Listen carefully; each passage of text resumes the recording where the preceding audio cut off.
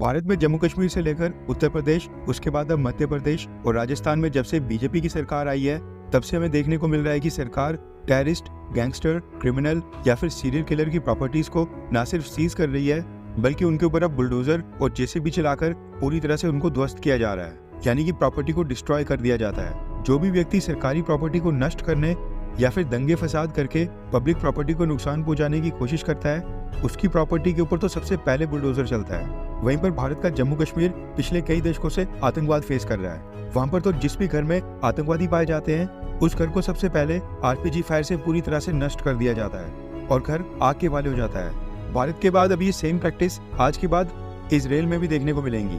और जो इजराइल से खबर निकल कर आ रही है, उसके बाद ये कहना गलत नहीं होगा कि इजराइल अब भारत के नक्शे कदमों के ऊपर चल पड़ा है। रेफरेंस के लिए आपकी स्क्रीन के ऊपर आर्टिकल का स्क्रीनशॉट है, जिसके मुताबिक इजराइल ने भी अब अपने वहां पर बुलडोजर चलाने का फैसला किया है। दरअसल इजराइल में इस समय युद्ध की स्थिति सिर्फ गाजा पट्टी के ऊपर बनी हुई है, जहां पर आज की डेट में हमास एक्टिव है। बाकी का इजराइल और फलस्तीन जो वेस्ट बैंक का एरिया है, वो अभी भी शांत है और वहां पर युद्ध बिल्कुल नहीं हो रहा है। मगर वहां पर भी बीच बीच में एक दो आइसोलेटेड इंसिडेंट हो ही जाते हैं, जिससे वहां पर भी तनाव की स्थिति पैदा हो जाती है। इजराइल में जो ईस्ट जेरूसलम का रीजन है, इसकी ओवरऑल सिक्योरिटी इजराइल के ही पास है।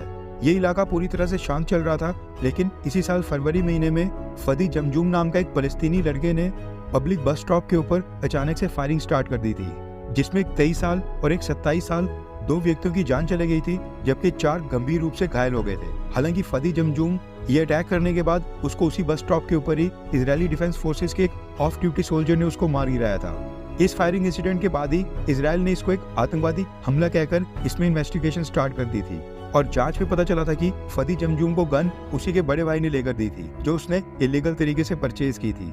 अब जो ईस्ट जेरूसलम का ये रीजन है, यहाँ पर 40% ज्यूस रहते हैं, जबकि 60% अरब फलस्तीनियन रहते हैं। ओवरऑल सिक्योरिटी यहाँ पर बेशक इजराइल के हाथ में है, लेकिन अगर यहाँ के लोग भी फदी जमजूम की तरह पब्लिक में फायरिंग स्टार्ट कर दें, फिर तो यहाँ पर सिचुएशन और बिगड़ जाएगी। इसलिए इस केस में एक एग्जाम्पल सेट करने के लिए इजराइल ने क्या कर दिया कि फदी जमजूम और उसका भाई ईस्ट जेरूसलम में जिस घर में रहते थे, उसको डिमोलिश करने का फैसला कर दिया और उस घर को पूरी तरह से तोड़ फोड़ दिया है। इजरायली अथॉरिटीज ने घर के ऊपर जेसीबी और बुलडोजर चलाकर आसपास के सभी अरब फलस्तीनियंस को एक एग्जाम्पल सेट करके बता दिया है कि अगर वो भी बगावत की कोशिश करते हैं, किसी आतंकी घटना में शामिल होते हैं या कोई इलीगल एक्टिविटी करते हैं, तो उनकी प्रॉपर्टी को भी इसी तरह से डिमोलिश कर दिया जाएगा।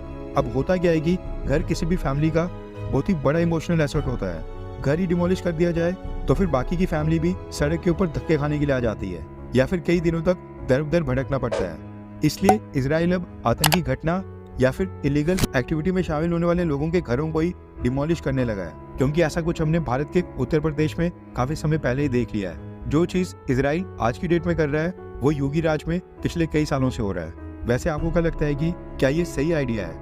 हाँ या फिर ना, नीचे कमेंट करके अपनी राय जरूर बताएं।